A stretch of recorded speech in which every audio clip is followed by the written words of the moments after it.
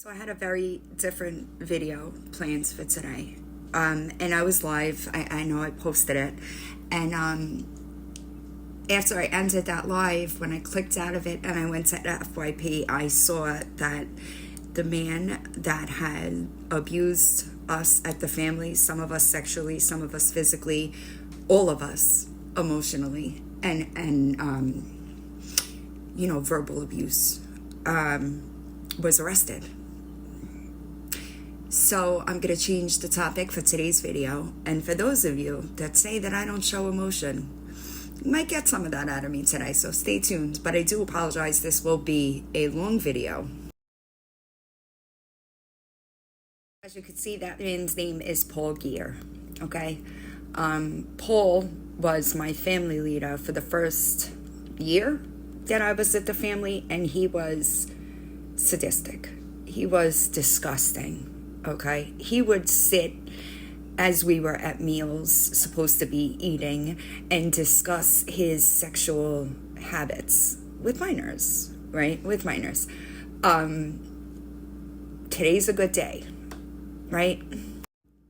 I wish that John was here to see it. I wish that the students that could not deal with the trauma were here to see this, because even if you weren't a sexual abuse survivor, that man still tortured you, right? And to see him in a federal prison, there are no words, right? Because this is what we have been trying to get to. We've been trying to get somebody to just validate the experiences that we had. Always like super...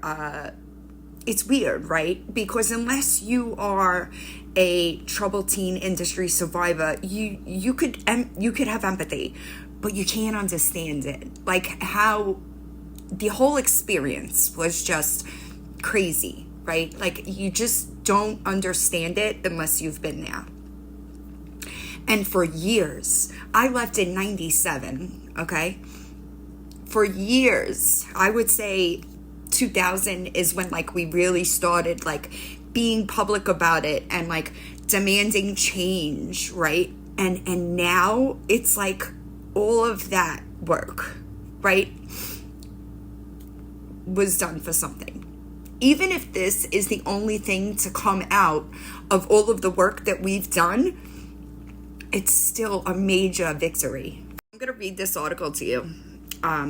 It's about his arrest. The article says, music teacher is charged with taking teenagers on trips to abuse them. Paul Gear taught for decades at the Family Foundation School, a rural reform academy where he abused students, in indictment states. Fact.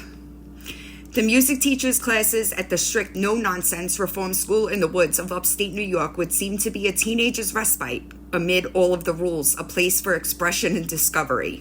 But a criminal indictment unsealed Thursday portrayed that teacher as a domineering and abusive tyrant who, during one-on-one trips away from the school and outside the state, raped his teenage students or forced them into sexual activity. The indictment follows years of lawsuits that have portrayed the Family Foundation School, a small boarding academy in rural Delaware County, as something closer to an unsupervised violent prison. The teacher, Paul Gear, 56, was arrested Wednesday evening in Hancock, New York, where he lives a short distance from the site of the school, which closed in 2014. He was charged with 6 counts related to bringing 3 different children across state lines to engage in unlawful sexual activity. This is the New York Times, y'all. Mr. Gear pleaded not guilty in an arraignment before a federal magistrate judge in Syracuse, New York on Thursday and was denied release pending a detention hearing set for Monday. For former students at the school, his arrest vindicated many years of online campaigns and legal battles involving that place and specifically that man. I'm going to leave the victims' names out. Blank, identified as victim 2 in the indictment, was 16 when Mr. Gear drove her to Pennsylvania ahead of a class trip there and forced her to perform oral sex in his van, she said. Decades later, she was in court to see Mr. Gear in shackles during the hearing. It was really a powerful hearing. What mattered to me counts, she said afterwards. He will not get one more tear out of me. Now is the time for me to live my life. Mr. Gear was in his 20s and living with his parents when an older couple approached him at a choral recital he was leading and offered him a job at the family school, as it was known on the spot. They were Tony and Betty Argyros, who founded the school in the 1980s. Sadistic motherfuckers. For Mr. Gear, that began a career of more than 20 years at the school, which billed itself as a last resort for parents frustrated and distraught by their children's drug or alcohol abuse or behavioral issues. Former students have said he asked personal questions about their sex life and singled out children to stay behind with him after class, which was held in a red barn beside a pond. The indictment described Mr. Gear as a bully, who, in addition to subjecting students to repeated sexual abuse, forced them to eat moldy food, haul heavy loads of rocks around the campus, and endure communication blackouts for long periods. On 3 separate occasions outlined in the indictment, Mr. Gear drove students out of state on one-on-one trips and coerced them into sexual activity. The victims were 2 boys and a girl, ages 14 to 17. Blank of Brooklyn is identified as victim 1 in the indictment. He was 14 in 1994 when Mr. Gear took him on a fishing trip to Maine and sexually abused him, according to the indictment.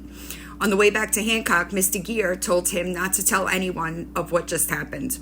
According to a lawsuit that Blank filed in 2019, that case is still pending. Mr. Gear was questioned about taking a minor to Maine in a deposition that same year. In hindsight, I shouldn't have done that, he said, but he denied any sexual abuse.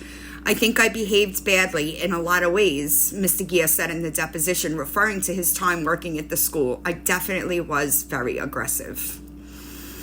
The couple that founded the school later retired, and their son, Emmanuel Argyros, who goes by Michael, took over the day-to-day operations before it closed. In depositions in 2018 and 21, the younger Mr. Argyros denied hearing reports of abuse at the school. You fucking liar. In 2018, the New York Times published an article describing a series of suicides and fatal overdoses by former students. More former students later came forward to describe the horrific conditions at the school. Blank is a former student who recounted her time at the school and described the abuses inflicted in her 2023 book, ICU Survivor. She recalled being wrapped from neck to ankle in a blanket that was duct tape closed and left on the floor of an empty room, shimmying toward a bowl of tuna for food. She was among the former students who hastily arranged to travel to Syracuse on Thursday for the former hearing. Sitting nearby was Blank, watching the man who had taken him to Maine 30 years ago. This guy threatened my life when I was 14 years old, Blank said after the hearing. When he walked through that door, it was the first time I felt like he couldn't hurt me anymore. I'm not scared anymore. So there have been students in contact with reporters for years. The contact at the New York Times, he's written several different articles, right? And I can't put into words what a victory this is, right? Because they're never held accountable. They're never held accountable. And they fucking ruined us for years. It took us years to put back the pieces of what, if they do it at all. There are still students who are very much stuck in that trauma cycle that they can't break out of. These programs are not good. They're not good. And I can't imagine the guilt as a parent, sending my kids. I would never do it. And maybe that's because of my experience, right? But these programs aren't good, right? And this is the beginning. We are going to get retribution for what they did to us. Mark my words.